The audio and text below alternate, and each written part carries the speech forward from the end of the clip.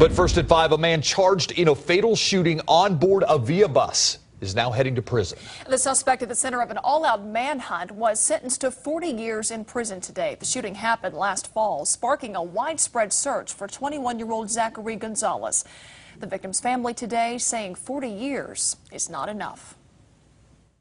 Under that plea agreement, I'm going to assess 40 years, finding you guilty if I didn't previously do so. 4 decades in prison, the result of a plea bargain for Zachary Gonzalez. On November 11th, 2014, Gonzalez shot and killed 23-year-old Donovan Arzola aboard a Via bus just north of downtown. Investigators say Gonzalez began fighting with passengers on board the bus when Arzola stepped in. My brother stood up to Zachary Gonzalez. He never stood down to any type of naysayers or evil or whatnot. Police frantically searched for Gonzalez for hours after the shooting. He was in custody the next day. 7 months later, the victim's family today finally got their chance to tell Gonzalez about the man he took from them. He stood up for the weak and the innocent that day, but you, Zachary Gonzalez, decided to shoot him to death and then run off like a coward. Then when we walked out, he went like this. Arzola's family questions the 40-year sentence, but they are satisfied to be at the end of a very long legal road. I mean, 40 years is okay, right, if you take a life, but you got to think about every other life that it affected. We can finally put my son, Mijo,